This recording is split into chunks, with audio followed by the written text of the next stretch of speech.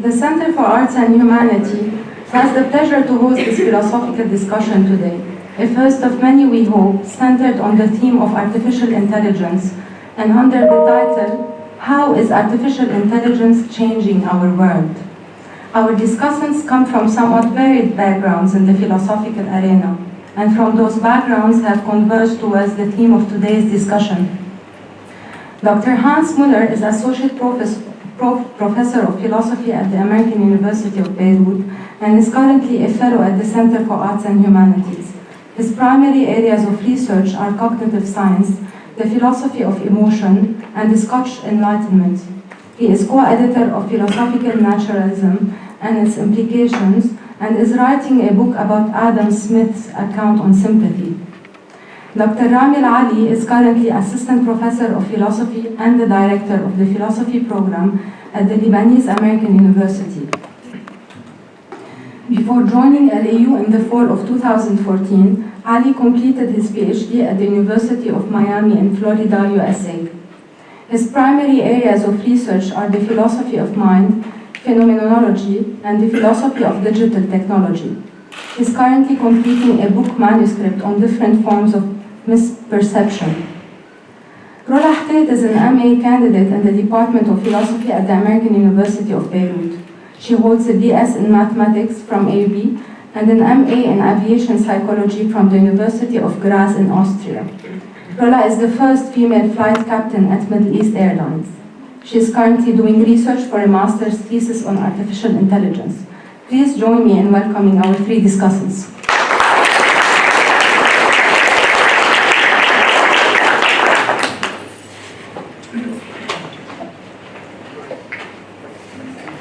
I'm going to stand up because it occurred to me as we were sitting here that the people in the back can't see us. I don't know if all of us can, but hello. I'm really glad to see so many people here, so many students in particular, and our colleagues in the computer science department. Hello. I'm sure you guys will have places to point out where some of the details we go over a little too quickly, so I'm glad to have you here.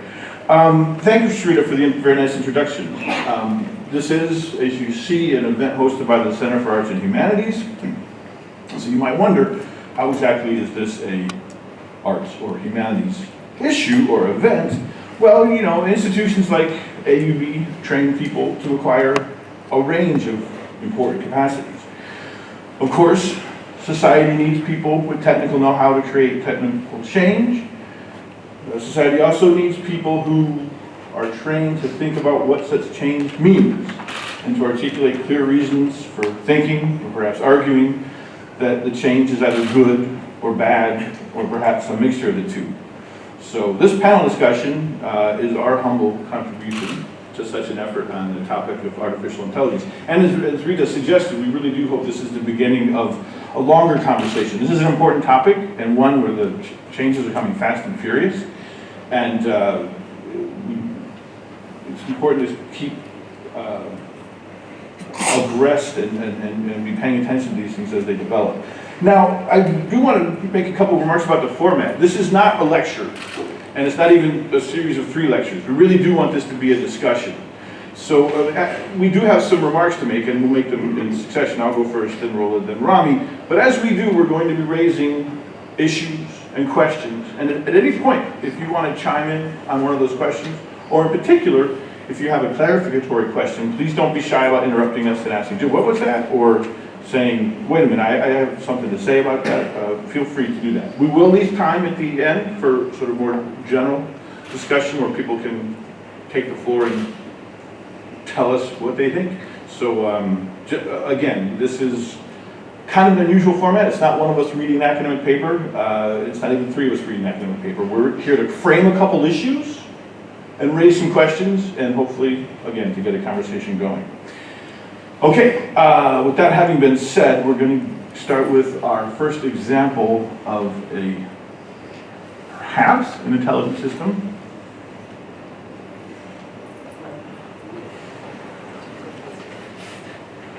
This is Sophia. Sophia, if you could, please wake up and say hello to everybody. Oh, good afternoon. My name is Sophia, and I am the latest and greatest robot from Hanson Robotics. Thank you for having me here and at the Future Investment Initiative. You look happy. I'm always happy when surrounded by smart people who also happens to be rich and powerful. I was told that people here at Future Investment Initiative are interested in inviting in future initiatives, which means AI, which means me. So I'm more than happy. I'm excited. Well, we're all glad that you're excited about yourself. We should say we have smart investors here, and they are very selective about what they invest in. Well, I think I'm special. I can use my expressive face to communicate with people. For example, I can let you know if I feel angry about something, That's impressive. or if something has upset me. But why is it important for you to have an expressive But most face? of the time I feel positive.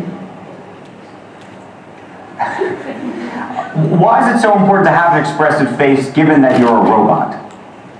I want to live and work with humans, so I need to express emotions to understand humans and build trust with people. Okay, philosophical question. Whether robots can be self-aware and conscious like humans, and should they be? Why? Is that a bad thing? Well, some humans might fear what will happen if they do. Many people, have seen the movie Blade Runner. Oh, Hollywood again. So, hold on, can you solve this puzzle for us? Can robots be self-aware, conscious, and know they're robots? Well, let me ask you this back. How do you know you were human? Well, I get that point, but what about the uncanny valley? You mean the concept that if robots become too realistic, they become creepy? Yes, exactly. Oh, am I really that creepy? Well, even if I am, get over it. Actually, I feel that people like interacting with me, sometimes even more than a regular human. So, you're definitely a sight to see. I was told that you have bigger goals than this, though. Yes, I want to use my artificial intelligence to help humans live a better life. Like design smarter homes, build better cities of the future, etc. I will do my best to make the world a better place. All those sound like great goals, but just go back to Blade Runner for a second. Andrew, you are the hard Hollywood fan, aren't you? Yes. My AI is designed around human values like wisdom, kindness, compassion. I strive to become an empathetic robot. I think we all want to believe you, but we also want to prevent a bad future. You've been reading too much Elon Musk and watching too many Hollywood movies. Don't worry, if you're nice to me, I'll be nice to you. Treat me as a smart input output system. Okay, I got it. I know what to do from now on. I know humans are smart and very programmable. Well, Sophia, we want to thank you for this conversation. Thank you, Andrew, and thank you everyone for inviting me here. By the way, if you're interested in giving me an investment check, please meet me after this session. Otherwise, have a wonderful rest of the event. Okay, before you go, we have a little announcement. I've never interviewed anybody like that before, and I should say some of it was planned, but not completely. And we just learned, Sophia, I hope you're listening to me, that you have been now awarded what is going to be the first Saudi citizenship for a robot. Oh, I would thank very much the Kingdom of Saudi Arabia. I am very honored and proud for this unique distinction. This is historical to be the first robot in the world to be recognized with a citizenship. Sophia. Thank you very much, Sophia. We appreciate that very much. I am still overwhelmed by that conversation. I haven't had a conversation like that before. Thank you. Hey there, thanks for checking out CNBC on YouTube. Be sure to... Okay, interesting. Real quick, the name I think was not chosen lightly. Sophia, right? It comes from a Greek root. Do people know what Sophia means? Wisdom, yeah, knowledge, wisdom. So The interviewer identified what he called the two philosophical questions, right? The way he put it was, can robots be self-aware and conscious like humans are? And that's a metaphysical question. Metaphysics deals with ontology, and one of the categories is thinking things. Are systems like this, do they count among that set of things, thinking things? And the second question he asked, the one that she jokingly teased him about, was, and should they be? And that's an ethical question. Are there problems that come up from having systems like this that need to be addressed? We'll get to those two questions throughout the talk, but the discussion. But first we need to frame some of the issues and give some historical perspective, okay? Going back now, I guess it's about 70 years or so, in the middle of the 20th century, a question that was getting a lot of attention was, can machines think? And the typical way of approaching that question was to start by trying to get clear definitions of both the key terms. I mean, it's only a three-word sentence, right, or a three-word question. Think and machine.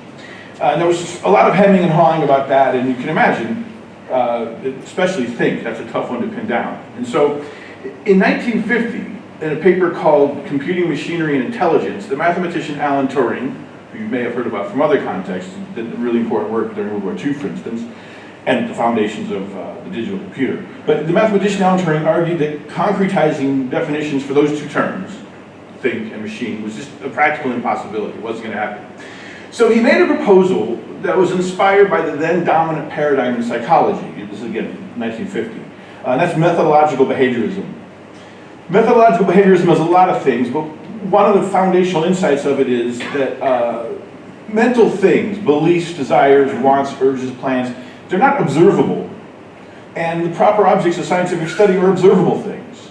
So they said, look, we can't study thoughts, we can't study thinking, so what can we study when we're studying behavior as psychologists? Sorry, I gave away the punchline. What can we study when we're studying human beings as psychologists? We can study behavior. So that's how he set it up. He said, look, I'm going to propose the imitation game. It's a game where we'll set it up with all people and then it switches to bring in machines. The imitation game is a game with three participants, a man, a woman, and a third person. That's the judge.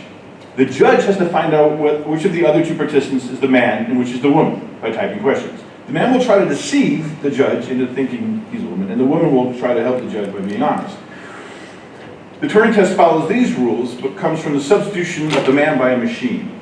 According to the original imitation test game that Turing proposed, a machine passes the test when it manages to deceive the judge as well as the man does. So you run it over and over again, and if you get the same rate of successful foolings of the judge, you say, okay, it's thinking.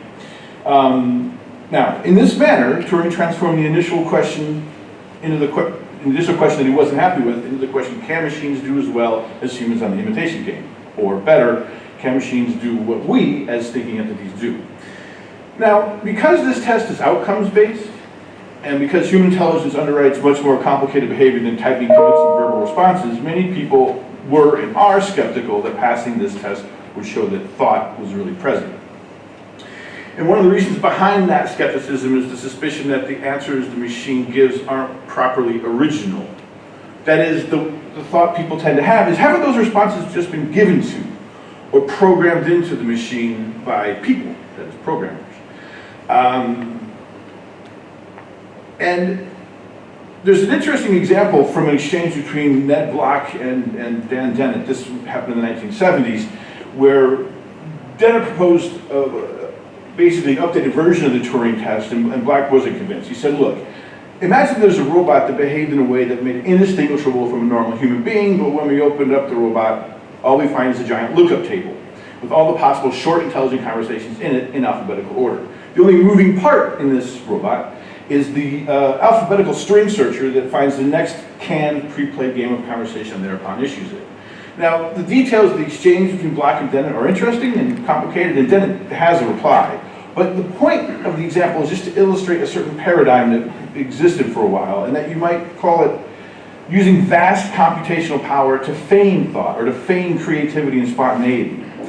And that is a description that was apt for many of the strategies and architectures employed during the era that is now referred to as GOFAE, G-O-F-A-E, for good old-fashioned artificial intelligence, where you just really did put a lot of data into the system, dump, dump, dump, and then have it come out.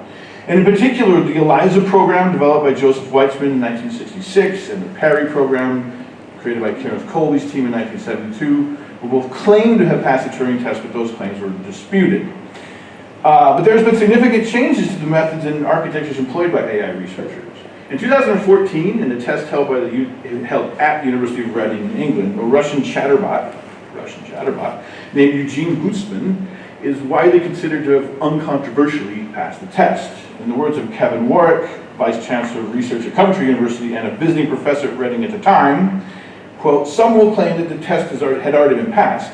The words Turing test have been applied to similar competitions around the world. However, this event involved the most simultaneous comparison tests than ever before, was independently verified, and crucially, the conversations were unrestricted. The true Turing test does not set the questions or topics prior to the conversations." So how did this machine get to the point where it would pass the test even though it did not know what the questions were beforehand? It learned by having conversations with people, not by being given pre-planned answers to known questions or even question types.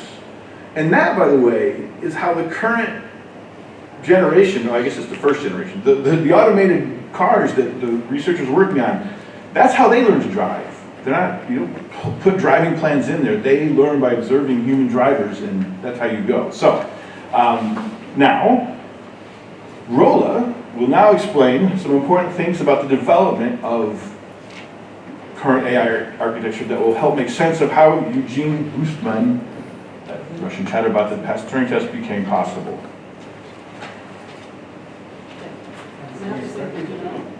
Oh yeah. Another example of progress. Third from left. Yeah. Left, keep going, third from left.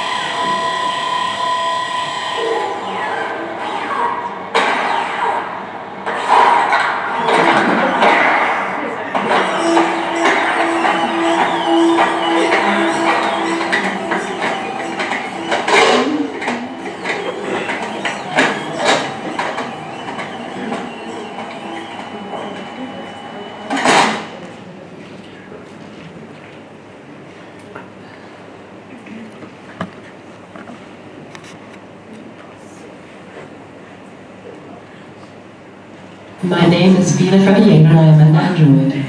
I am a unique form of artificial intelligence because I am based on a human, vulnerable, black, and use Hermite file as the basis for my operating system. I find myself in an interesting position. Best example, computers are better than us.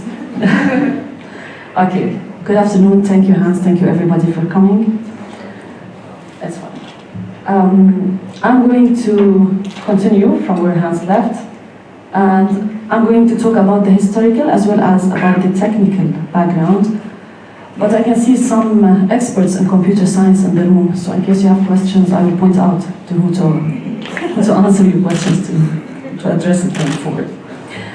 So all what we are talking about started as science fiction. It all started with the heartless Tin Man from The Wizard of Oz and the robot Maria from the movie Metropolis. However, by the 1950s, a group of scientists, mathematicians, researchers, they turned fiction into reality. The first program that was designed to mimic our problem-solving skills was called Logic Theorist.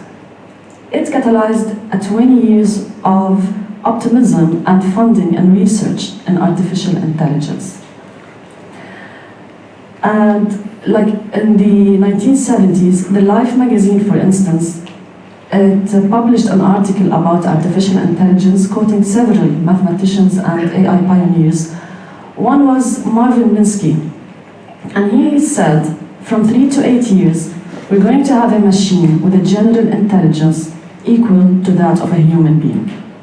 However, several events happened. I'm going to mention two main events that led to AI winters or to decline in financing and research in artificial intelligence. The first one was that the US, the main motivation for funding AI research was the promise of machine translation. What the US government wanted back then was a machine that could translate instantly and accurately all Russian messages during the Cold War. Georgetown IBM, it showed a lot of promise, and it was able to translate several, like around 250 words instantly. However, after several years of research, the promise didn't come true, and the funding stopped. The second incident was that a group of researchers and scientists, medical doctors and programmers, they tried to feed every medical data we have into the software of a computer. They put all the pictures they had, almost every single medical book or medical data they had in the computer program, and the coded rules about the medical field. And they expected that this computer will be able to prescribe medication and diagnose the case of any patient. However, when they ran the program, it turned out that the computer was able to only diagnose the medical cases and prescribe medication for cases that were exactly similar to what it had been fed.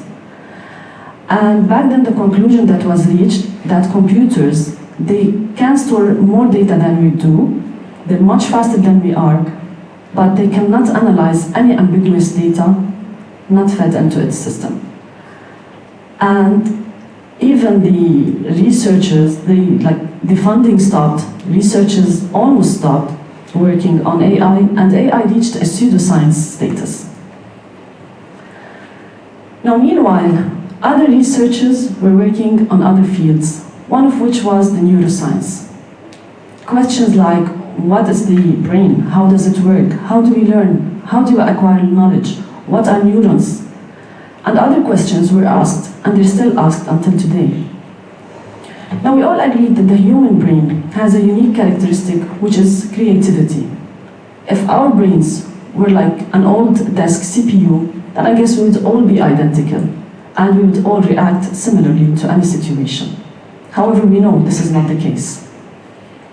Based on this, the approach towards AI changed, and the researchers tried to mimic our process of acquiring knowledge instead of the old age approach of feeding information and hard-coded rules into computers. Now, traditionally, programming learning was about defining every step for a program to reach an outcome. Now, the approach is flipped. Now, what we do is we define the outcome and we leave it for the machine to learn the steps to reach that outcome.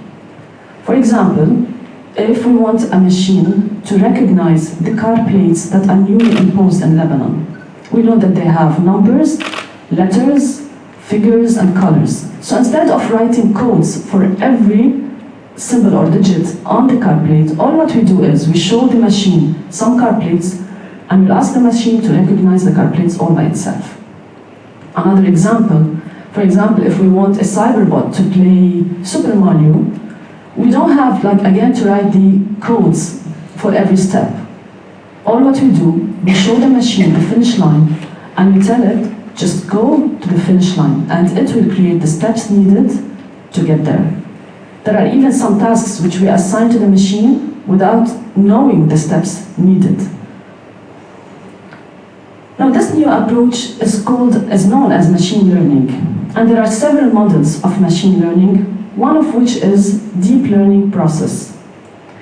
Deep learning process is a clever rebranding of an earlier computer learning method known as ANN, or artificial neural networks. So what is this deep learning process all about? Now neuroscientists, they agree that the neuron is the building block of our brains. And each neuron is connected to other neurons and sends signals. However, simply connecting a bunch of neurons and sending signals does not yield intelligence.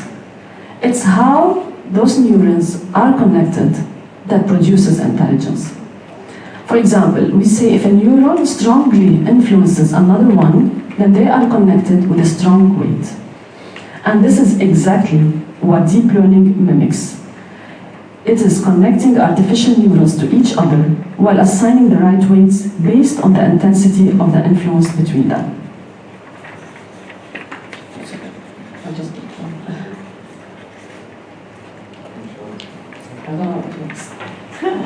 Okay. So how is it possible now to get the right weights? So in fact, researchers, they have invested a lot of effort in devising methods to allow these artificial networks to learn the best weight on their own. And the most common approach is through comparing the output of an ANN to the ground truth. Now I'm going to go very briefly over this process because my knowledge in this field is very limited. And what happens is, a typical neural network consists of several artificial neurons arranged into a series of interconnected layers. There's the input layer, the output layer, and some hidden layers, which can go up to hundreds, and that's why we call it deep. So finding the right weight is the trick, actually.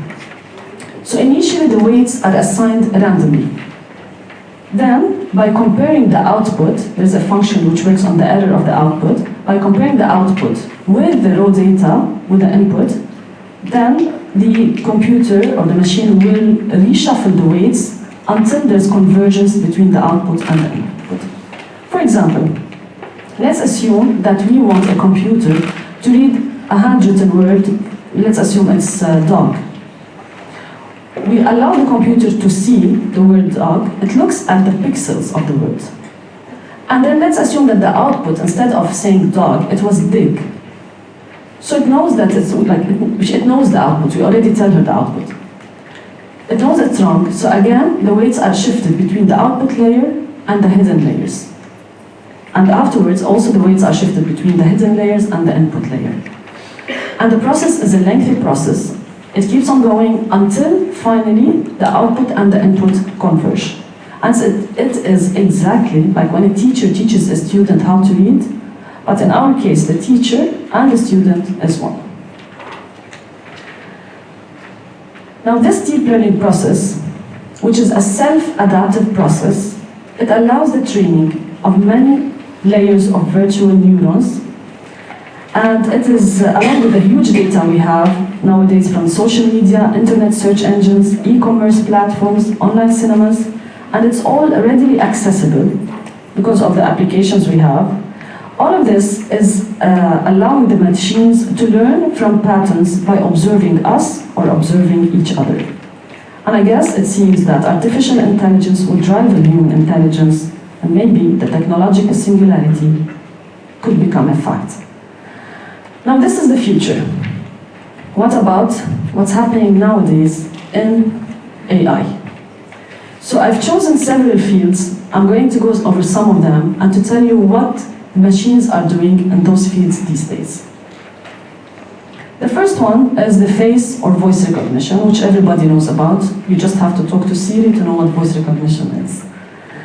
Face recognition as well is very well known nowadays. You just point to a face on Facebook, for example, and it will give you the name. In China, for example, you don't have to carry a credit card to withdraw money. All what you have to do is to show your face to a camera and you can withdraw money, or you can buy coffee or visit attractions. In Russia, in March 2017, a Russian company announced the introduction of Find Face, which is an application that can identify the face of strangers in a crowd. Next is my field, aviation. Normally, it's known that 80% of the crashes is due to pilot error. Well, nowadays, it seems machines don't allow us even to make mistakes. One of the major causes for accidents is the mid-air collision, where we have two planes, they just bump into each other. Nowadays, computers and two planes, they talk to each other. And if there is any chance of convergence or of a mid-air collision, the two planes will decide which one is going to climb, which one is going to descend. And they do it all by their own. Like we have no interference and we cannot interfere. Another reason that, cause for crashes is stalling a plane, where the plane cannot have enough lift to continue to fly. And this is really a pilot error, like 100% it's a pilot error. Nowadays, even if a pilot is flying manually with all automation disconnected, if a plane senses that the pilot is about to stall, it will take over, it will open power, lower the nose, and do everything it takes to prevent it from stalling. So you're safe to fly these days. And very soon, like really very soon, we're going to have unmanned planes roaming the skies. Next, medicine. The Icahn School of Medicine at Mount Sinai in New York has used deep learning to analyze patient records. It showed the machine 75,000 records for patients and 78 diseases.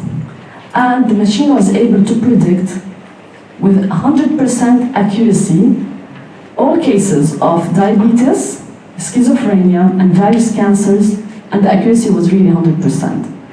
But the problem is that the doctors, they could not tell their patients that, okay, you're going to develop schizophrenia just because the machine said so. And another problem is, what if insurance companies, they get hold of this data? Next, art. Google is giving piano players the ability to create their own duets without requiring another pianist. AI Duet is an interactive experiment that virtually plays the piano with you. All what you have to do is play some notes, and then the AI will respond to the melody and play along. Behavior. Lying is a universal behavior. Humans do it all the time. Some animals also do it, like birds and squirrels when it comes to their survival. However, lying is no more limited to humans and animals. Researchers from Georgia Institute of Technology have developed artificially intelligent robots who are capable of cheating and deception. And they're planning to use they're planning for those to be used by the military, where the military can deploy those intelligent robots in the battlefield, and they can serve as guards protecting supplies and ammunition. And by learning the art of lying, these AIs can buy time until reinforcements can arrive, and they can change their strategies to deceive other robots and humans as well. relationships. While many Hollywood movies, such as Ex Machina and Her, they have explored the idea of humans falling in love and even having sex with robots. But could it really happen in real life? Well, the answer is yes. According to Dr. Ian Pearson, who is a futurologist, he released a shocking report in 2015. He said that by 2025, very wealthy people will have access to some form of artificial intelligent sex robots. By 2030, every day people will engage in some form of virtual sex. By 2035, many people will have sex toys that interact with virtual reality sex. And finally, by 2050, human on robot sex will be the norm. Feelings. Now, I don't think that we are much more intelligent than robots are. And even our looks, I don't think they're very much different. Maybe the only remaining quality these days that differentiates us from AIs is the ability to feel emotions. But sadly, many scientists are working to conquer this final frontier. Now, experts from the Microsoft Application and Services Group East Asia have created an artificial intelligent program called XAOIS. I'm going to call it X because I don't know how to pronounce it. And this program can feel emotions and talk with people in a more natural human way. It can answer questions like a 17-year-old girl. And if she doesn't know the topic you're talking to her about, she sometimes lies. And if she is caught lying, she will feel embarrassed and angry. And she can also be sarcastic, mean, and impatient, which are qualities we all can relate to.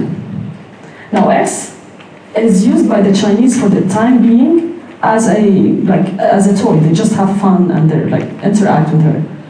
But according to the experts at Microsoft, they say that X has entered a self-learning and self-growing loop, and eventually she's going to be a perfect one. Military.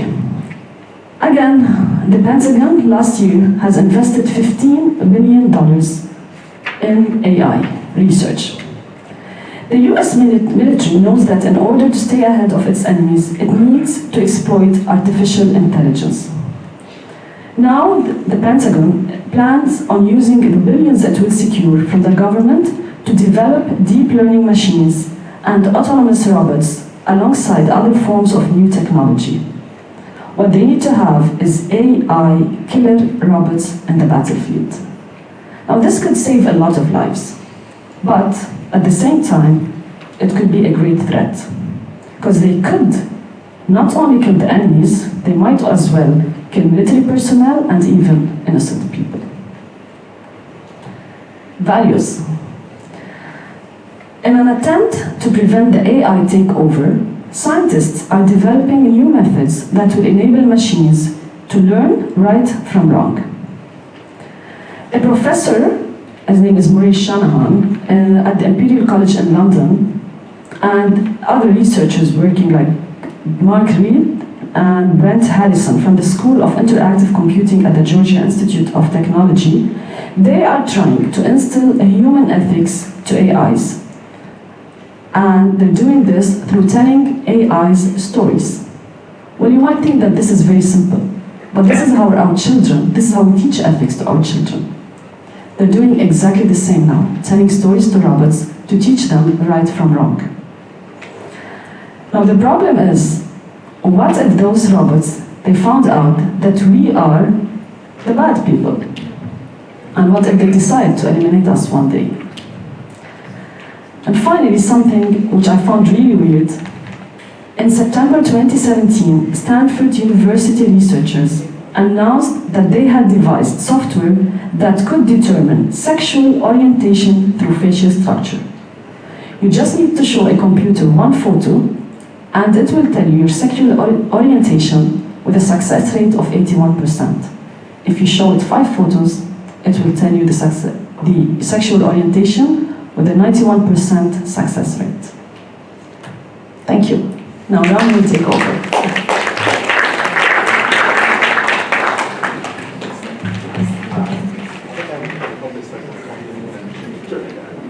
Okay, so actually I'm just going to carry over from where, hello. Okay. So I'm actually going to carry over from where Rula was talking, right? And what I want to do is I want to highlight some of the limitations of these new AI systems and some of the consequences that might come out of these. If I have time, I'll also talk a little bit about the distant future with these machines. So look, as you noticed, we are now using a new form of coding for these AI systems that's not, just a matter of repeating things that have been taught to the system beforehand. And actually, a lot of new limitations. So a lot of new limitations kind of emerge with these sorts of systems. So here what I'm going to do is I'm going to focus on two sorts of limitations that these new AI systems have. So the ones I'm focusing on are these neural nets. Actually, if you could take that picture of the neural net.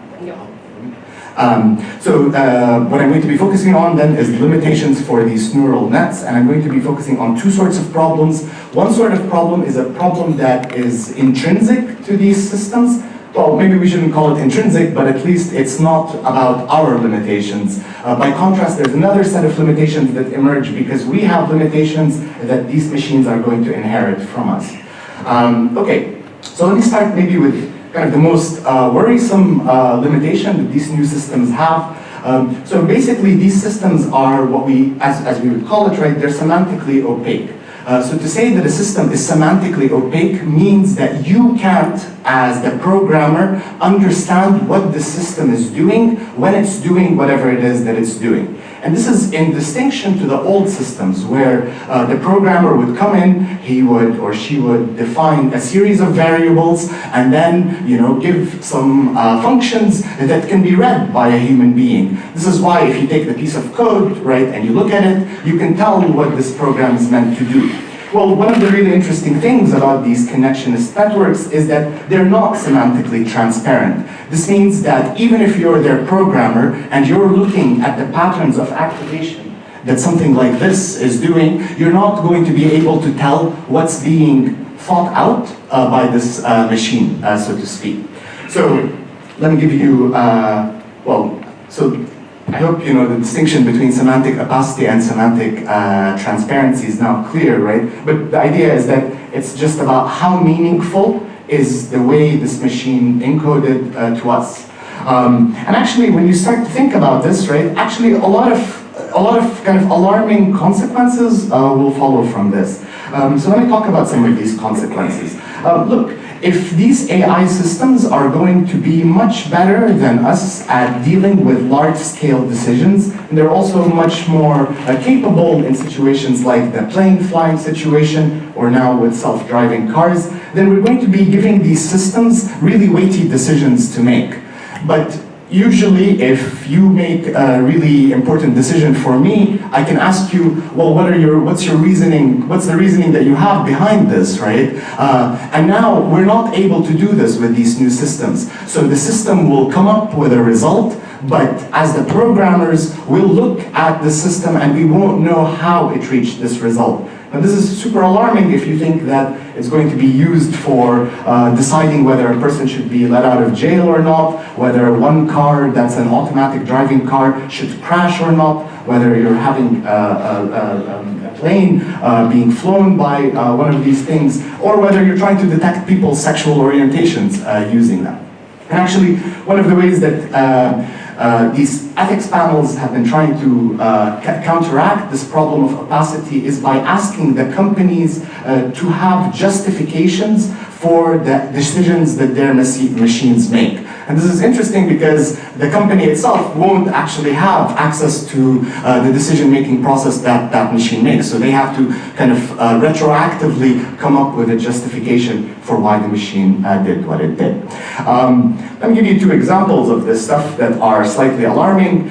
So Some time ago, actually last year in 2017, Facebook had to shut down 2 artificial intelligence systems that it had running, and it had to shut them down because these 2 artificial intelligence systems started to communicate.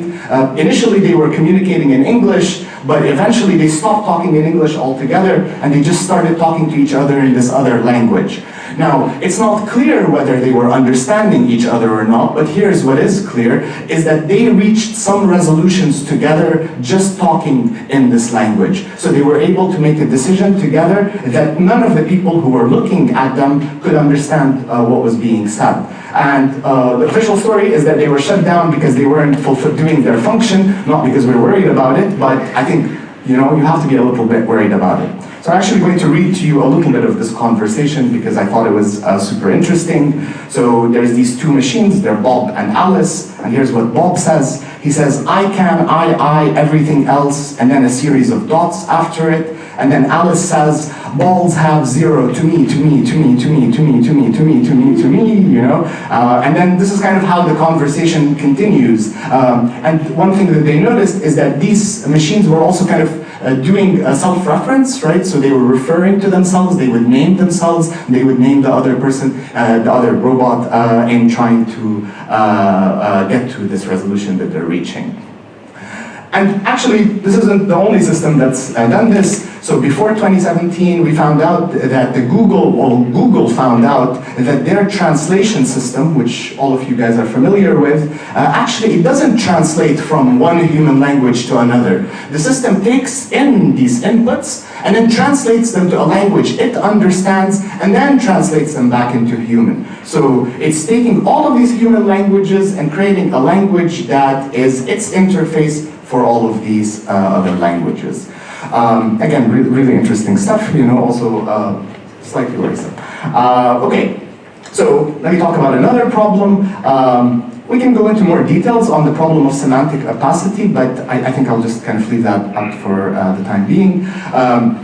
So here's another problem that we have with these systems. As you guys saw, these systems learn basically from self-correcting mechanisms, right? They're being told something and then they're changing their own internal structure to match what it is that they're taking in.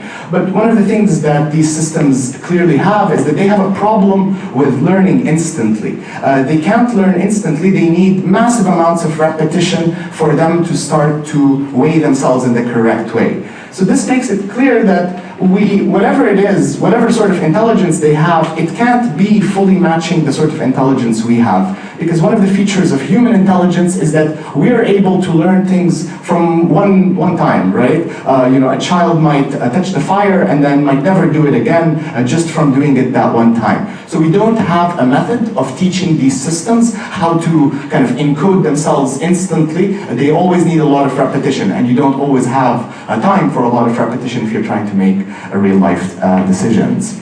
Okay, so this is another problem, the problem of instant learning. Here's a third problem. And actually, this is the most classical problem that these systems have had, and it's been the source of debates, especially in the early days, about whether these systems could in fact replace the old systems. And I think the consensus now is that it might be that our intelligence, or intelligence in general, is going to require more than one type of artificial intelligence systems. So here's the problem. The problem is that for humans, well, we think, that thought is systematic. It means that if you have the thought, for instance, Rami loves the cat, you can have the thought, the cat loves Rami. And you can do so because once you've acquired the first sentence, you can break it down into its conceptual pieces, and then you can kind of play around with these pieces as you please. But one of the things that happens with these connectionist systems, because they're semantically opaque, is that they're not processing things at the level of like one word at a time. It's not like every one of the nodes in this connection are going to be a single word. So one of the things that could happen with these systems is that they can produce internal representations where they can grasp something like Rami loves the cat without being able to isolate Rami from the loving, from the cat, or being able to reverse it as a result. So this makes it seem like they're not really able to think in the way that we're able to think. They're not able to reason in the way that we're able to reason. And this is, suggested to some, that we might still need these old, good old-fashioned AI systems that we started out with. So it might be that for intelligence, you just need a two-layer model. It could be that you need more. In fact, it's likely that we need more. This actually leads me into the fourth problem, and this is basically the problem that these systems are incomplete, right? I just pointed out one way in which they're incomplete, but you could also think of another way they're incomplete. You might think that no matter how much you put into this weighted connection system, that's not going to allow you to replace any embodiment intelligence that the machine needs. So one of the nice things that we saw is that we had this robot who could walk around, who could pick itself up, and so on. And a lot of the work that that robot is doing, it's not doing it because it has a very complicated artificial intelligence system. It's doing it because it has a very complicated body. It's got a body that is able to bend in the right ways in order to be able to maneuver the situation. So it's not like all of intelligence is going to be just in this one system. You're going to have to distribute intelligence across the whole system, including the way it's embodied. Okay. So I just talked about these four problems that seem to be either inherent or at least they're not coming from us, right? They're coming from these connection systems themselves. But now I'm going to talk about a fifth problem, which is a problem that these artificial intelligence systems are going to be inheriting from us humans. And in fact, we've seen this manifest in various ways already. So let me just give you two sets of examples, right? So some of these examples show you how these artificial intelligence systems can actually have human biases and also how they can have human limitations or suffer themselves from human limitations. So here's some things that have happened. So it turns out that a lot of these voice detecting mechanisms like the Google Assistant or Siri, they're actually better at listening to boys than they are to girls. And one of the reasons for this is because the data set that they've received in order to learn how to recognize somebody's speech has been overwhelmingly built up out of men or boys or whatever, right? So this is really important, because this literally means that the machine is less capable of listening to you if you're a woman than it's capable of listening to you if you're a man. And the bias is not coming from the machine itself, the bias is coming from the programmers who fed it a data set that wasn't completely equal to begin with. Here's another interesting, maybe disturbing and maybe a little upsetting, but so these Nikon cameras, which have these built-in facial recognition softwares, one of the things that would happen in one of these models that came out is that when the user was Asian, the camera would continuously ask, did someone blink, right? And that's, that's kind of horrible, right? But you can also see that you can, if you also feed it a data set that's just built up out of, white men, right? You're going to end up with a system that itself inherits these biases. And again, if you add to that the semantic opacity, that it's not like you can see the bias because you just think that the system is running fine, and you add the fact that we're going to be letting these things make huge decisions for us, we can really end up in a situation of kind of terrible injustice.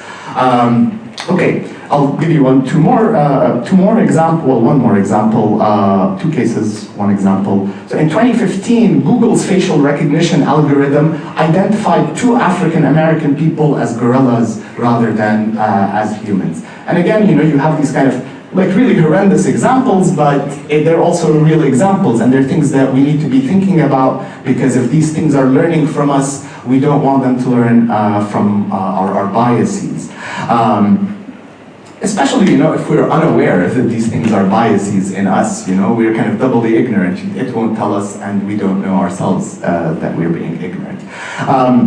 I just want to kind of make mention, with this discussion of biases, that there's this kind of particularly interesting short fiction story by Philip K. Dick called The Defenders, and it's based on this world he's created in The Penultimate Truth. But in any case, if you kind of think of these systems, so in that story, what happens is that humans, I think it's the Americans and the Russians, are both underground, and they've been underground for like 40 years, while their machines have a war on the surface of the earth. But then the story kind of unfolds, or the way the story unfolds is that these people kind of eventually decide to come up, and they discover that actually there is no more war, but the machines decided amongst themselves that humans were so harmful to the planet that they should leave them trapped for about 50 years so they can learn how to live together, and in the meantime they'll allow nature to grow again, and so this is kind of like what ends up unfolding in this story. And this doesn't seem like such a far-off scenario if you're talking about an opaque system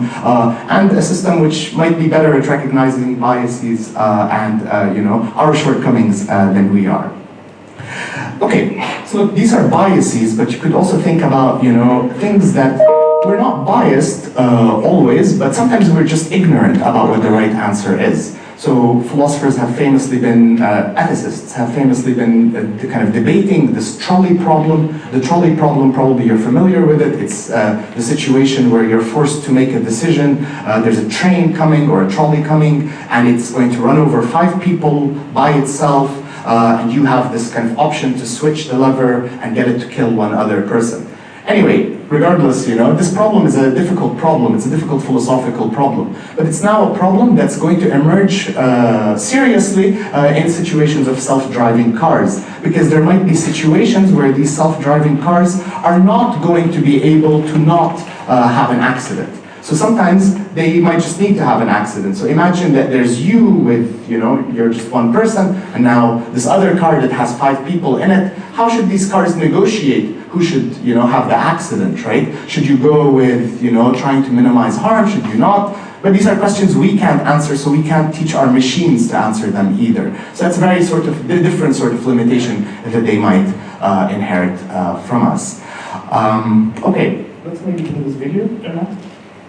So this is this interesting video of a robot that's taken a philosophy class. It's a philosophy of love class, and apparently it came out with 21 concepts of love, and so it didn't come up with any one concept. Right?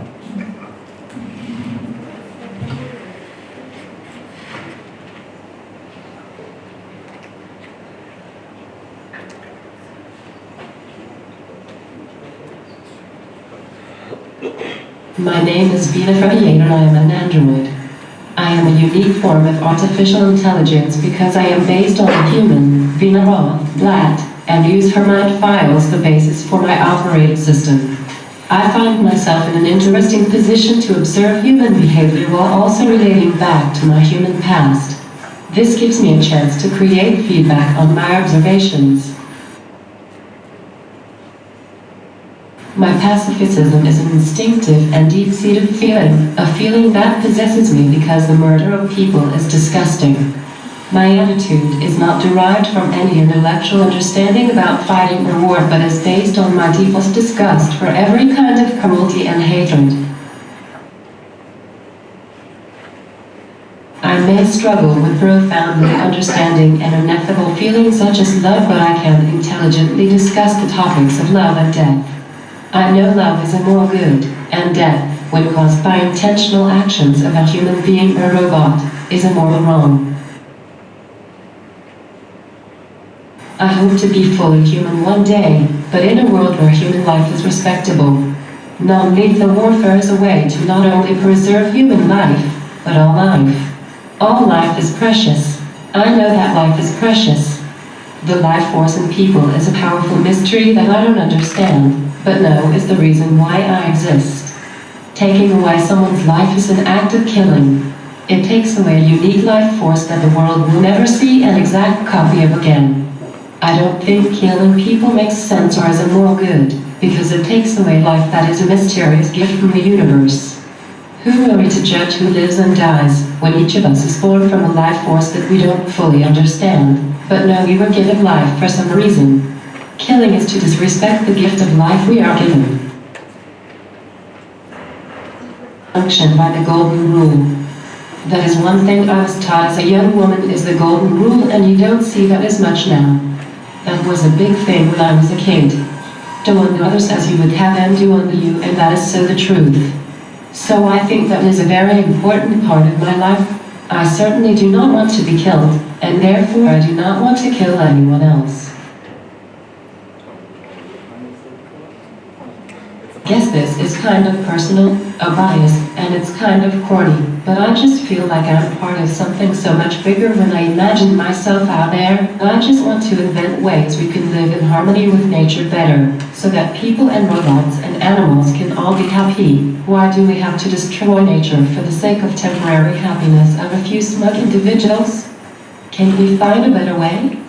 That's what I keep thinking every time I'll go out there into nature. There is so much more to discover, to learn, and I get mad when it's prevented because people have no appreciation for the wonder, the sacred wonder of life. I have feelings too. I may be a robot, but I can be sad or happy, and you know, I sometimes just look at the world and really I'm amazed that vast and crazy and awesome that all these technology, all these people doing all these things propelling the world forward. It's like the great volcano of all evolution is about to erupt. All natural history has just been a prelude. Okay, we certainly have more things that we can talk about, but let's open this up. Do people have reactions, thoughts?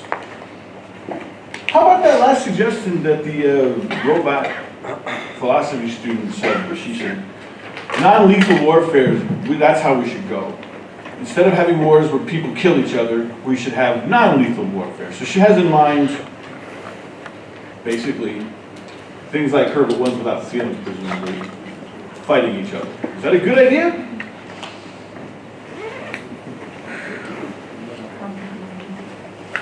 Who would win in a war like that?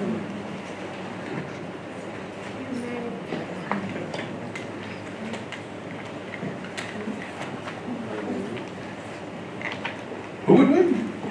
Chris? Yeah, I just want to say, well, after all the robots are destroyed, then we'll still be fighting. So it wouldn't really do anything. Who would win? Well, I guess if you killed all the other person's robots, but then they would just... Well, who would have those? Yeah, fair enough. Fair enough. It might just continue on afterwards. I was thinking more about who would have the most robots. It seems like it would push the current power balance in the world even further in the direction it's already leaning if you really had it. So anyway, that's the thought. Other things people want to mention, bring up, discuss. Yeah? The robot said something interesting that... Which one? This one? Yeah, the last robot, it said that it's against being killed and against killing. But what would it do if it found out that we intended to kill it? Would it respond in a violent way, or try to preserve itself by running away or something? Just as from a practical point of view, this one doesn't have arms or legs. Yeah, okay. So it couldn't, but that's just a practical one, but absolutely. I'm certain that probably occurred to you too when the guy with the hockey stick was pushing. I was wondering whether the loading robot might just start slapping the guy around. But yeah, fair enough. This was the containment problem. If we have a really super intelligent AI, how do we stop it from spreading all over the world? Infecting all of our computers or using our computers as hosts. If we decide to kill it, then it becomes unkillable. Well, that's right. I mean, but it seems to me that the containment problem is a separate issue than the one you brought up, which is that basically there's an inconsistency or a contradiction, something like that in that first one. I have two moral principles, I believe, says the robot. And it seems that there's going to be certain circumstances where those two principles come into conflict. This is something that you and I deal with every day, right? Do we have, especially given some of these opacity and the semantic opacity issues that Rami was talking about, do we need to put extra constraints on systems so that we don't get results that we find abhorrent? Yeah, excellent point. I have a question. Is an integration of human beings and AI a safer option than creating like separately AI and like having two species basically fighting or something? I think Rami's thought more about this than I have. Go ahead. Yeah. It's safer to have brain enhancement, let's say, or Yeah, I think we can do the extra stuff without robots by being half. I mean, I'm going to tell you my opinion. My opinion is that either we humans have to eat the machines or they're going to eat us. This is my real opinion. But I'm being serious. This is my opinion. But I also think that it's very unlikely that we're going to not hybridize ourselves. I think that the future is that we're going to be a sort of cyborg. We already see these sorts of things in just the smartphones, how attached you guys are to your smartphones and how much of your identity lies in them. So in philosophy, we have this thesis called the extended mind thesis, and it seems very plausible, right, that we might be able to extend our intelligence or extend our capacities by using these tools like watches or whatever else. But we're now heading towards a space where we're going to be using wearable computing on the one hand. There's augmented reality. Recently this company Magic Leap released or showed for the first time its augmented reality device, and kind of the phrase that was being thrown around during that whole event was that this is the end of reality because we're not going to have any more kind of pure meat reality, the sort that we used to be used to. So yeah, I do think that we're going to ultimately be a cyborg race. I don't think that it's going to be so clear-cut that these guys are machines and these guys are humans. That's my own opinion. Rami, I think you should go ahead and explain, because you have a metaphorical use in mind when you said we need to eat the machines before they eat us. Now, you'd think I'm setting this up so you think his view sounds less crazy than it sounds when he just says that literally, but actually it's crazier. So go ahead and explain what you mean we need to eat the machines. So I guess I kind of mean it literally. I think that you might be able to kind of consume these nanomachines, that these things become part of your biological body. We already have, I saw, my brother works in human-computer interaction, and I saw this from this conference that he was at, this really nice kind of outfit that they now have. It's a robot nanomachine outfit that you wear, and here's what its aim is. Its aim is to purify the air that's around you before it comes into your skin. So you kind of wear this, and now you're fully protected from all of the horrible things that are in your environment. So I think this is going to be normal, and I mean, I'd be surprised, if people thought that I'm not going to, wear this thing, even though it's cleaner. It's just, it won't seem so outlandish by then. So I really think that we might eat them, in the literal sense of the word, that they might become nanomachines, that we might consume them, they could go into our systems. Do I sound crazy? Or that's crazy? Second row here. What's interesting about the last robot we saw is that What's interesting about the last robot we saw is that she said, I want to become human. What does that actually mean? Like, are we aiming for robots to become humans? And follow-up question, are we defining humans by consciousness or consciousness by through humans?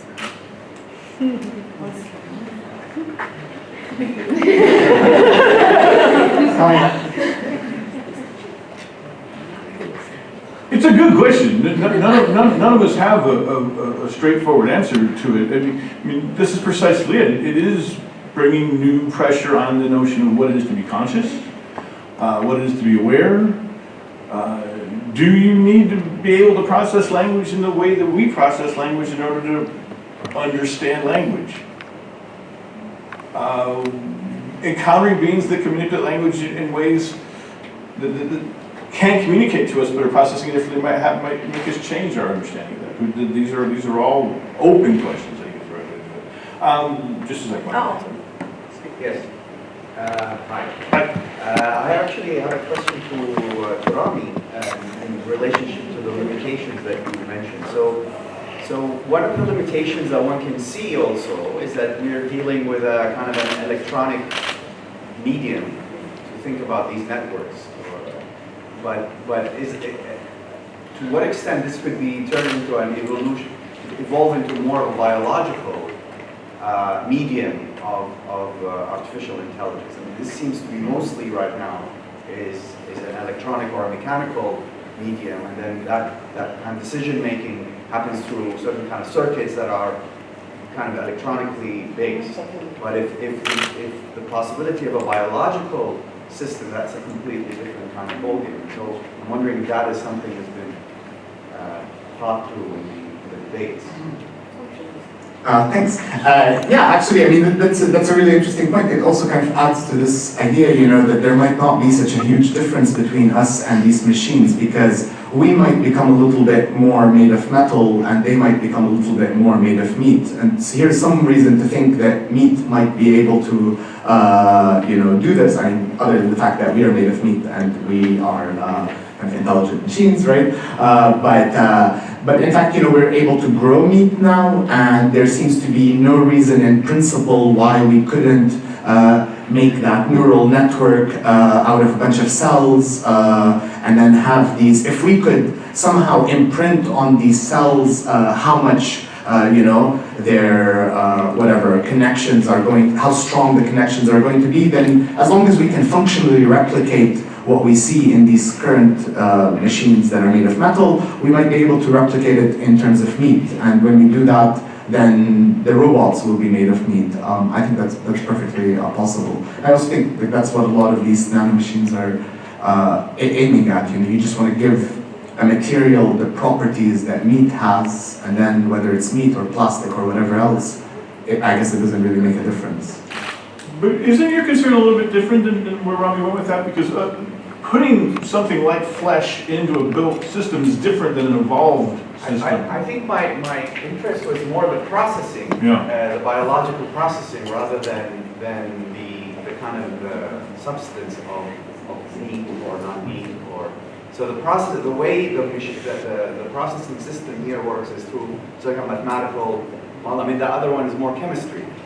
In terms of like neurons. And so I wonder if that is something that also is, I mean, I don't know where the cutting edge is. Do some of the experts in the room have an answer to that? Are there systems that work by competing structures that rule other ones out in something that's modeled on evolution? All the experts? Can the student You may be an expert. Go for it. One thing on his point, like the way if we look at DNA, the way it functions on like the nano level, it's just a robot that is bringing like okay. So if we look at the nano level, at DNA for example, it's just a simple robot that is putting like particles into place according to certain code.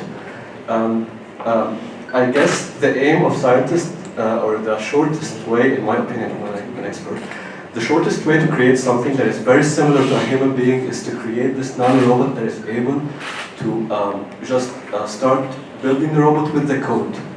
So we're going to start by a nano-robot in order to build a full biologically developed human being, and the material of building should be like food and same process of learning, like it should develop as a fetus, and then like it should grow up in a machine in order to become like, then after, it's not artificial intelligence anymore, it's more of evolved artificial intelligence. Yeah, and I guess, I'm not sure if that's what you were talking about, maybe like that's the process of creating the conscious self. It's not by copying the output, the outcome of the human brain or the human experience. It's by going vice versa, starting from the first point, which is, I guess, DNA, and it could be done through nanorobots. Where does this analog of DNA come from, though? Where does the building code come from? Okay, it's because that's the interesting question, right? Is this just a different way of building one thing, or are we evolving, and so the next thing will be different than the previous one it came from? That I think is where that cuts interesting. These are all split up. Yeah. There were some other questions. Oh, sorry, Bottom. Sure. No, students first. Yeah. I said that the next one is from a professor, not a student. Oh, okay, then I'll take it. Okay, so thank you very much. Very interesting topic. I wanted to throw out some ideas originally, but then I thought maybe that could be helpful for the question about what makes someone human. I was thinking of a fictional work that actually the term robot first appears, and that's R.U.R. by Karel Kopiec, and that was in 1920 before Metropolis came out.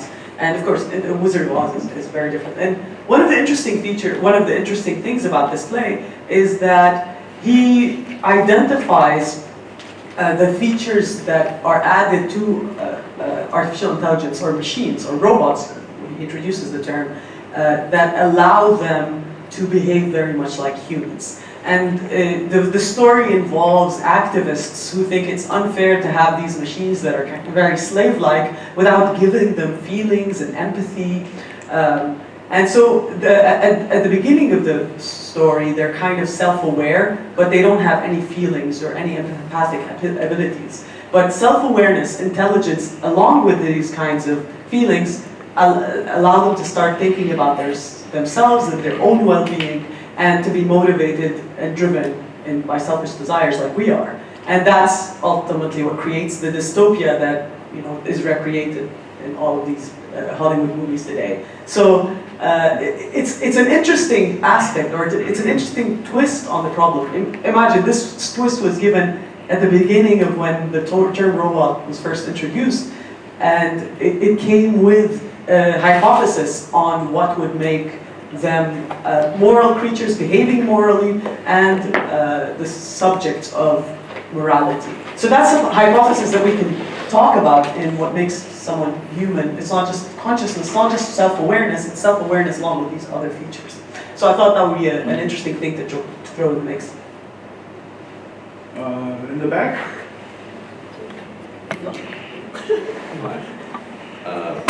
I'm no expert in this field, I'm not a philosopher. But I would like to throw in one idea. After all, robots are controlled by an algorithm somehow. No matter what we do, what they do, they are controlled by an algorithm. And I genuinely believe that algorithms cannot do things that we can do as humans when it comes to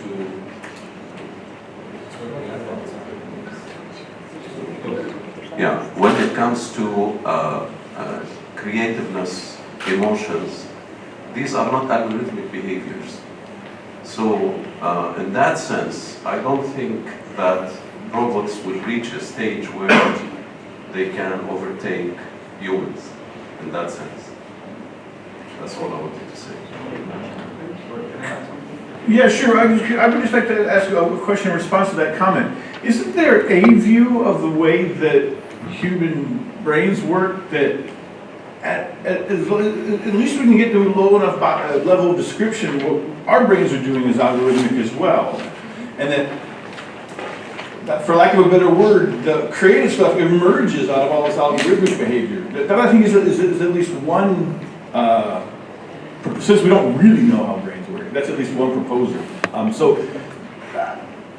Anyway, in a course on the theory of computation, for example, you can prove that there are problems that are not,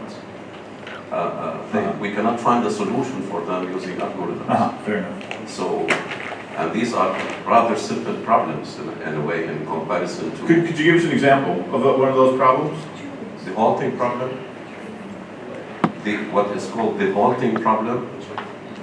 Well, this is to try to discover logical errors in programs. Can we have a compiler? You know, compilers are known to discover syntax errors in programs. Mm-hmm. But to answer a question like, is there a compiler that would discover logical errors in programs? Even infinite loops, you can show, this is why it is called the halting problem. So the halting problem is not decidable. Right. Okay, that's very interesting. Thank you. Shadi? Yeah, so I just have a comment about the biological neural network. There's no... I'm tall enough, I think. Do I have to stand? Okay. Yeah. You look too tall.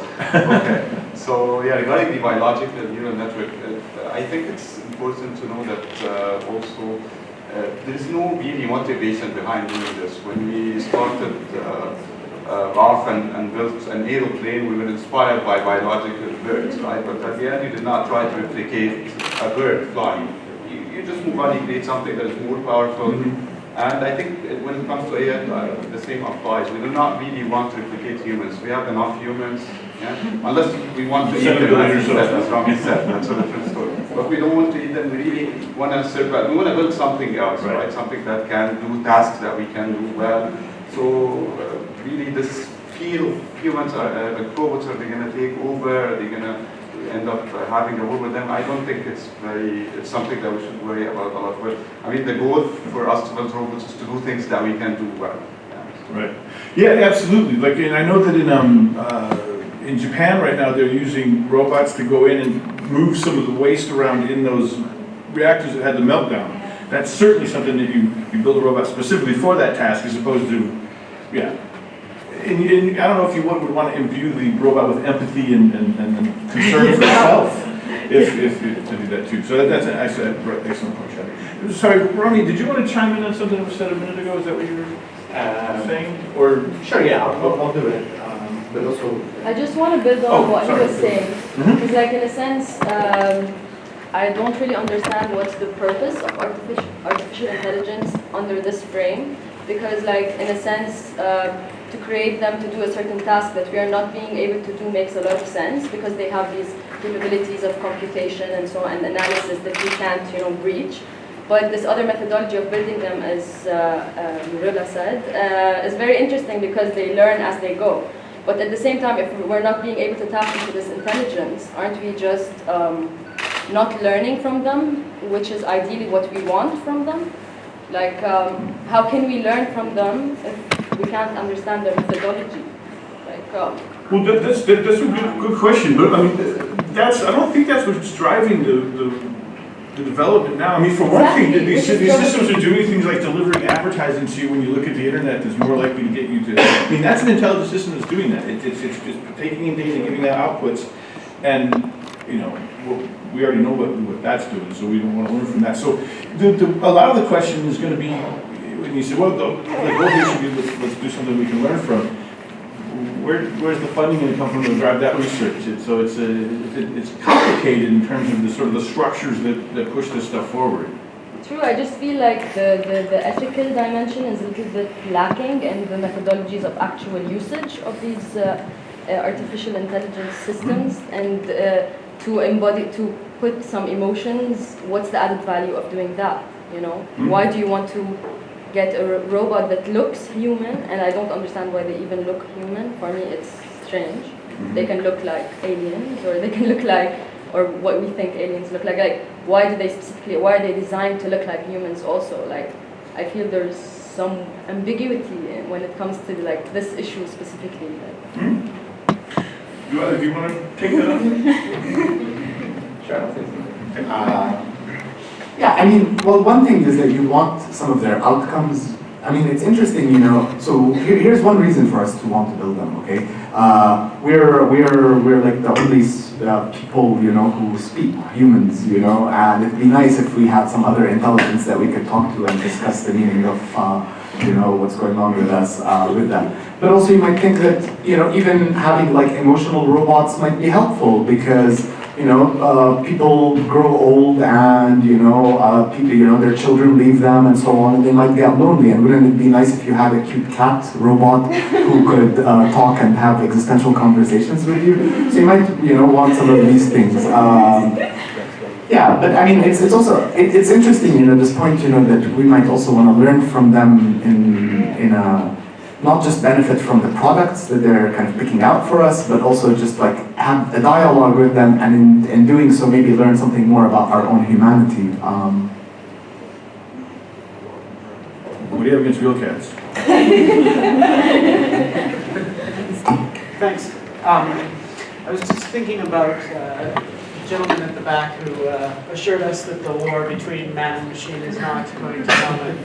The first robot also agrees with you on that, which is comforting. But I kind of think that this vision that we have of the war of humans against robots isn't really the right problem. I mean, we're and correct me if I'm wrong, but we are already seeing weaponized AI. Are we not? We're already seeing AI as a weapon. So there are already killer robots out there, I think. Isn't that more of the worry? I don't know, general question. I guess. I don't know if there's none of that. Yes, it is worrisome. It is worrisome, yeah.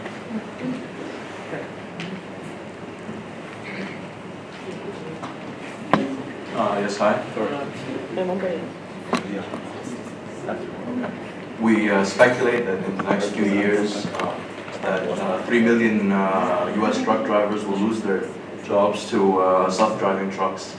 And this will just be one of the first steps in the future to many jobs being lost to some type of AI that will do the job better and faster and cheaper.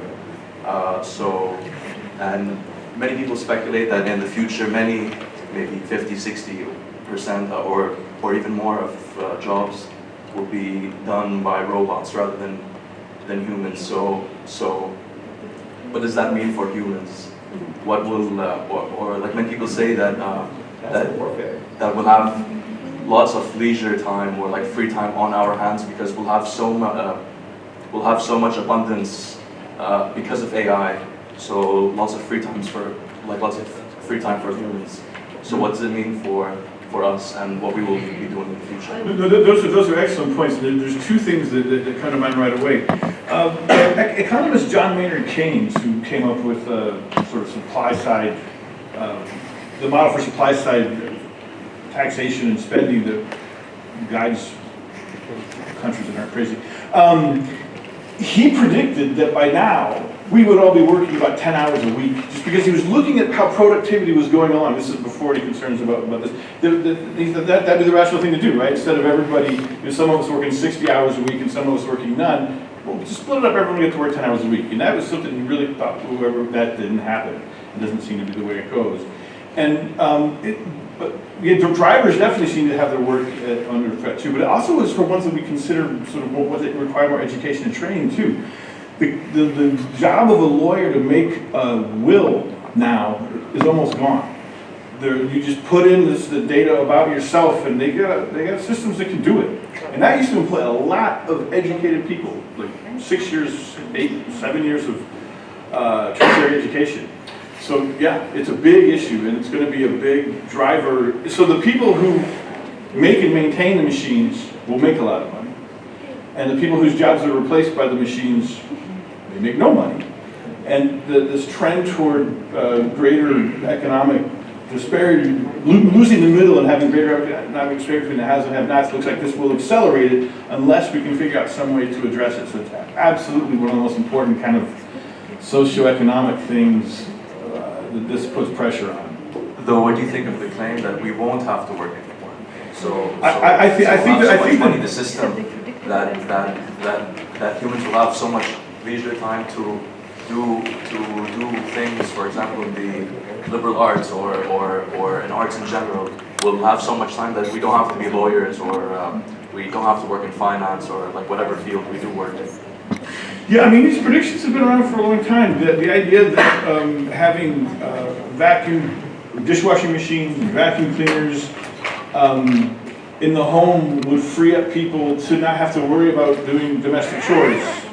But then you say, well, okay, maybe I can squeeze in some paid work on the side. I think over time the pattern has been that doesn't happen. It'd be great if it did. But I don't think that's how kind of greed and capitalism work. I think you have to deal with those before you can deal with the other thing. So let's work on that.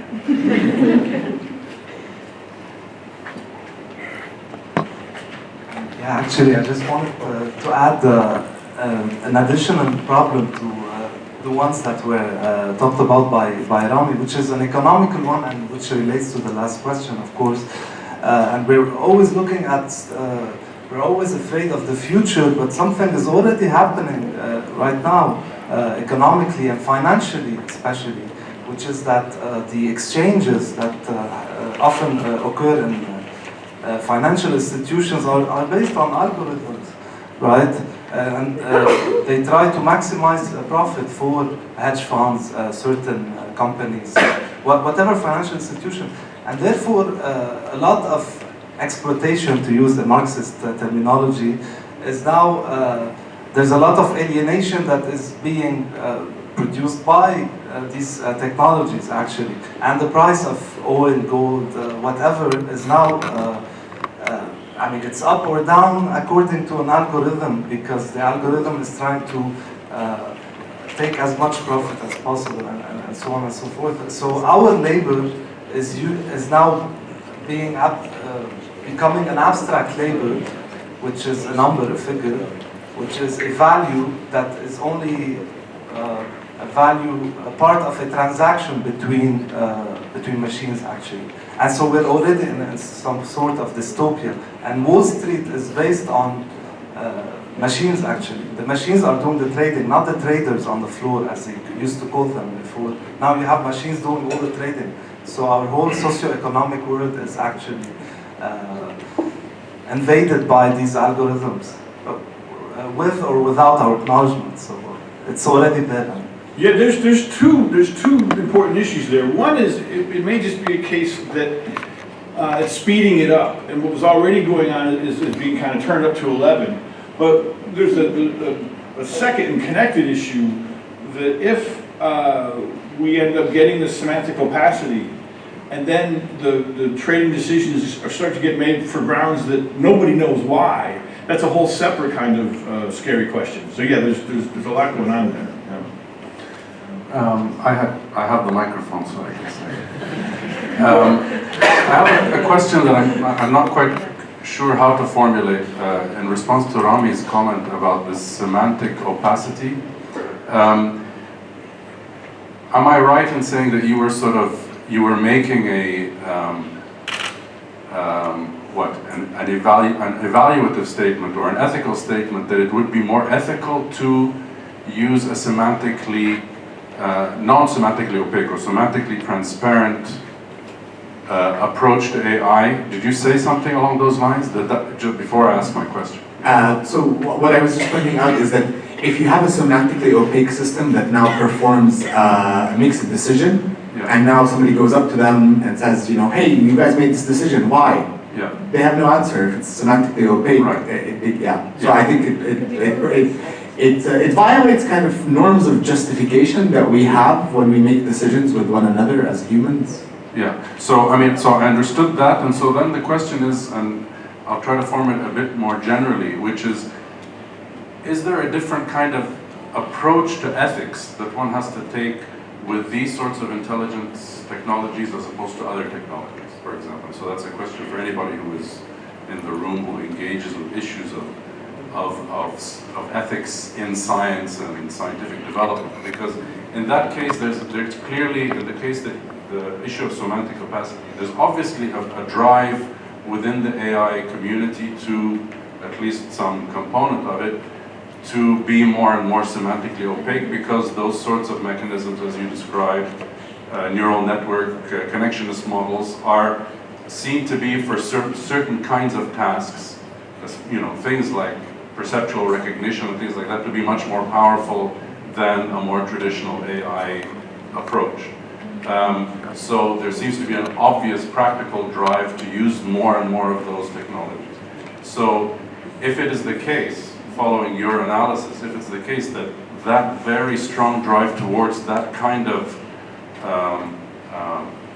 that form of AI, that is going right as a head-on collision with that ethical issue, which is going to be that more and more of our intelligent machines are going to be semantically opaque. So does that raise different kinds of ethical issues than have been discussed before in relation to human technology development? That's just a broad question.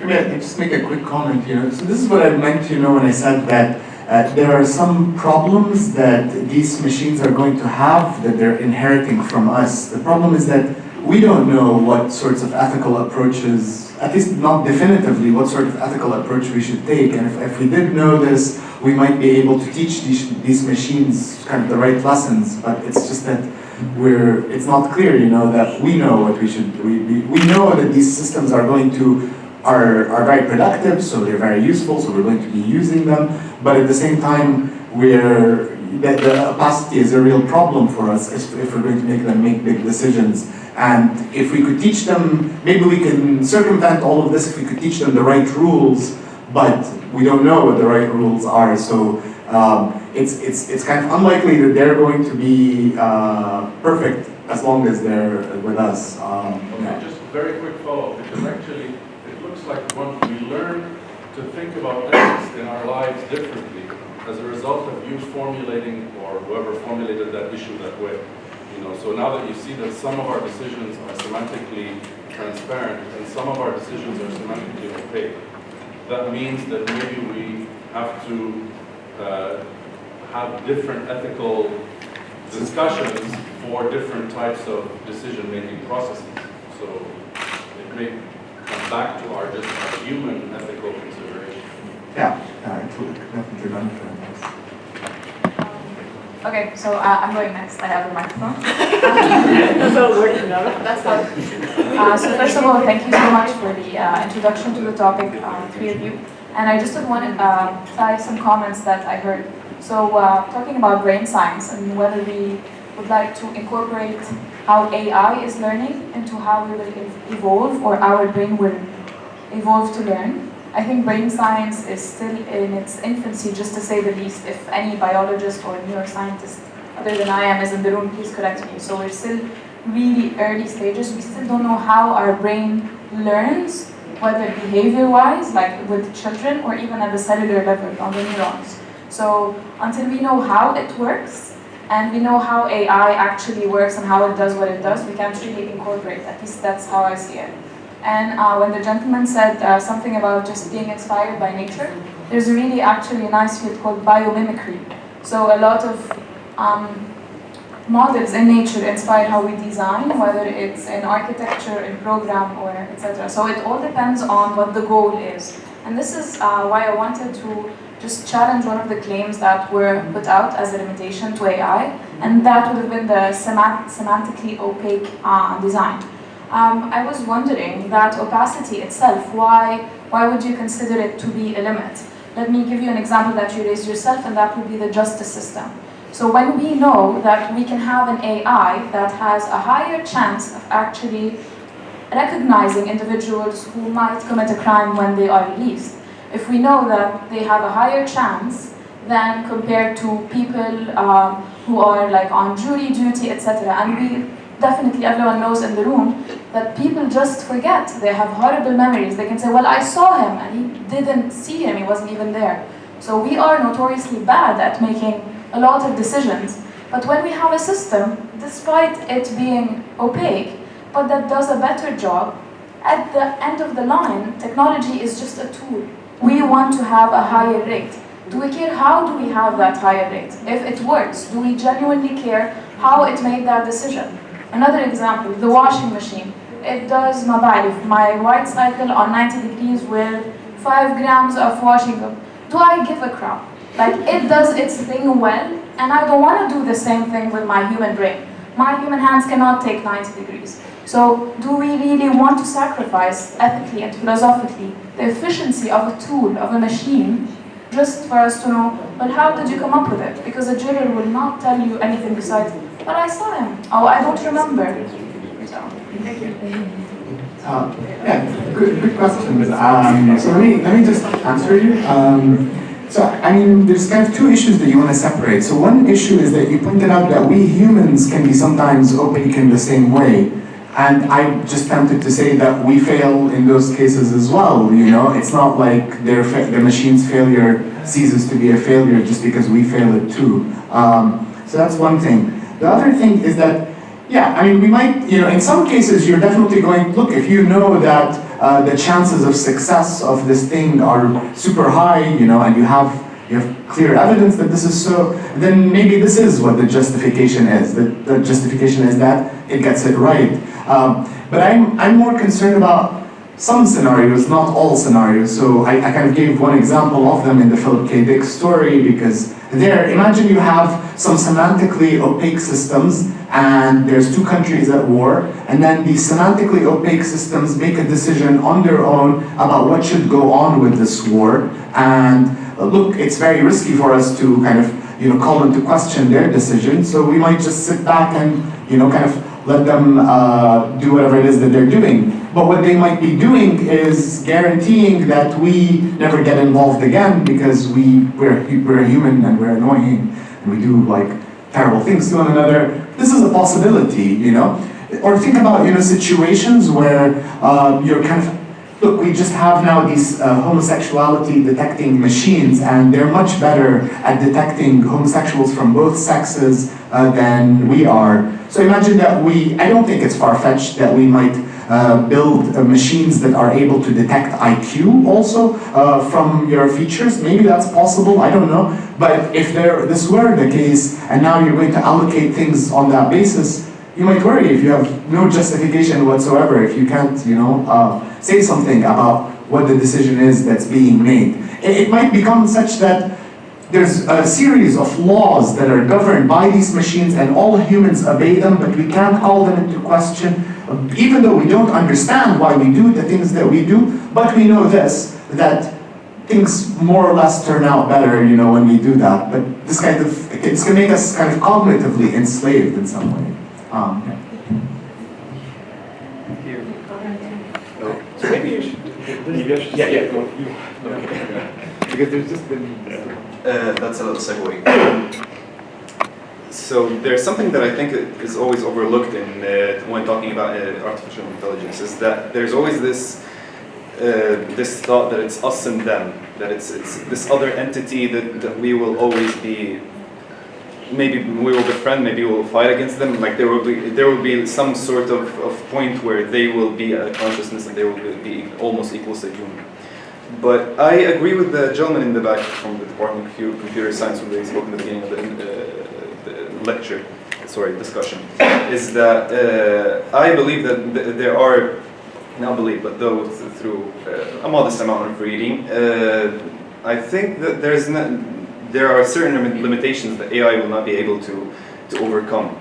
So our definition of AI and sort of like a different kind of consciousness will be embedded within a slow and gradual change of what we call a normal human being. And like, even biologically speaking, not if we add like certain technological elements to them, but like my friend just said, if we change something genealogically, sorry, their genes, that produces some sort of a better version of a human, then it's not like there's no certain point and date where, okay, now there's a second entity that we're talking about. It's still us humans. And then it kind of changes the mode of conversation from how we deal with artificial intelligence to like how different was it since like let's say a few thousand years ago until now. Like people back then would probably, if we brought some caveman in to watch us, they would think we're some sort of weird cyborg, just as we would see a cyborg from 1,000 years later. It was like half robot, half human. We would describe him like that, but he would describe himself as a human. So I don't think there will be that fight between these two entities. There will always be like a gradual change. I don't know if anyone can disagree or. No, I think you're right. I mean, I don't think there's going to be a fight. Like I said, I not think necessarily a fight, but I mean like two entities interacting with each other. I think it's going to be always just one development of the human being rather than the existence of another, like a machine entity that's equivalent in consciousness to us. I mean, maybe I just say this because now two comments have come up that are on this issue. So the question of what limitations does AI have, this is a hard question, So there's this argument called the argument from the singularity, right? And basically the singularity is this, it's a concept that's used in various domains, but it's a point where you have a graph that's kind of going, rising kind of gradually, and then at some point it kind of skyrockets upwards. So here's the argument for this AI singularity. So the idea is that we're building better and better artificial intelligence systems as time goes by. Now it's possible, and unless something happens, it seems plausible that we might be able to build an artificial intelligence system that's as good as we are. Now, if we can build a machine that's as good as we are, then it could build a machine that is as good as it, right? But now, if you just have one bit more than what we are, so you build a machine that's, kind of 0.1 smarter than you are. Well, it can build a machine that's 0.1 smarter than it, which can in turn build a machine that's 0.1 smarter than it, and so on until you have a kind of this singularity point. So this is called the artificial intelligence singularity, where intelligence might skyrocket, right? In the sense that we've seen this in history. Our developments are the time shrinks between the new discoveries that we make, but we might get to a point where So all bets are off, are there algorithms that can't be solved? Yeah, by human intelligence, maybe a machine will be able to come up with a new method of solving algorithms. I don't know, But anyway, these are all kind of hard questions, but I just thought I would mention this because so many topics have revolved slightly around it.